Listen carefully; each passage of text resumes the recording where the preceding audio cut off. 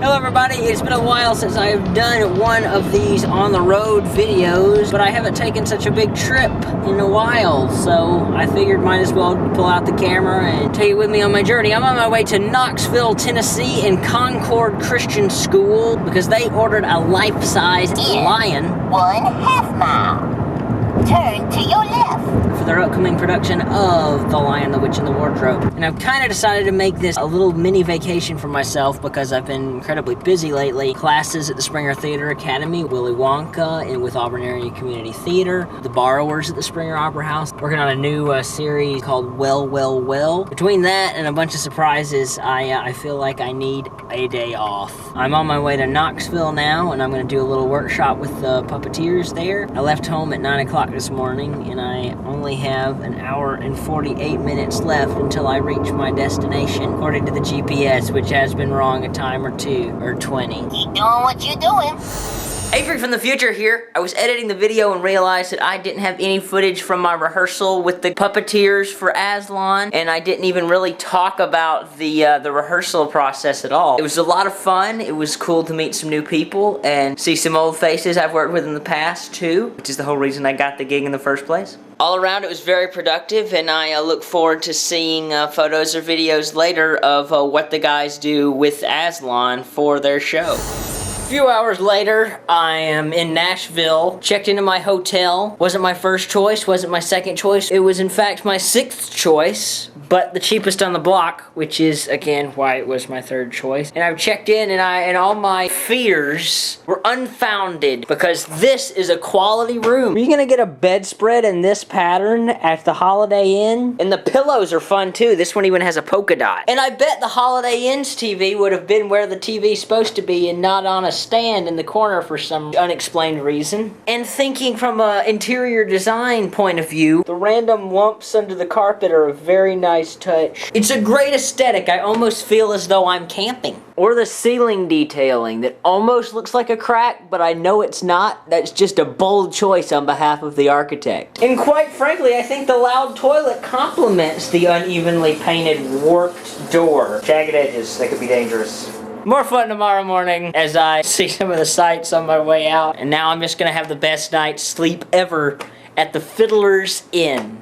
It's the next morning. Checkout is at 11, but luckily housekeeping wakes you up 2 hours before that because you didn't need those last 2 hours anyway. So. And we're on our way out.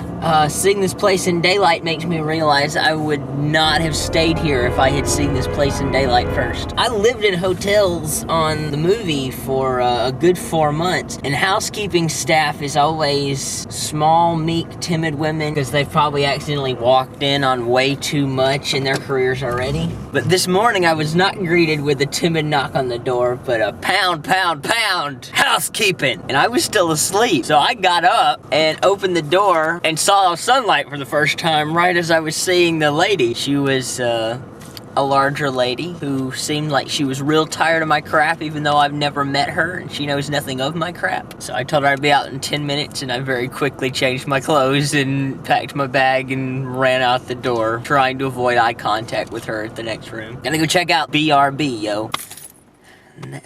I've been alone for like 2 days, so you gotta give me a free BRB, bro. Here's a place they won't kick you out at 9 o'clock in the morning because you're still asleep. Grand Ole Opry House. Site of many historical performances, legends, living and those who have passed have performed here. What springs to mind for me is a Jimmy Dean show with Roth the Dog was here in the 60s. But more important than all that, a few years ago the Puppet Improv filmed an intro here. That's what's most important in the world, my stuff. Who cares about Billy Cash and Shirley Pardon? I'm obviously more important than any of those people.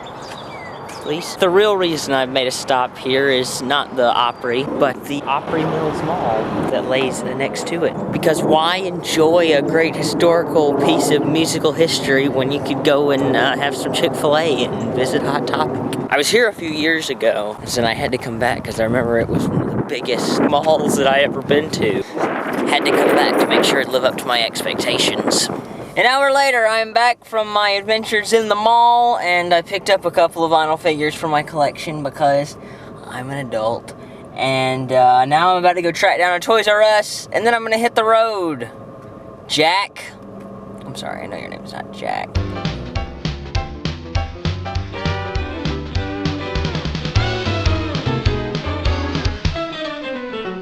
So I'm home now. My hat here is lovely. Rory is very happy to see me. It took a good 8 hours to get home because the GPS rerouted me. It was very nice to have some time to turn off the phones and be alone with my mind. Until next time, I'm Avery Jones, and I'm just glad I'm not in a car anymore. I'm here in front of the Grand Ole Opry.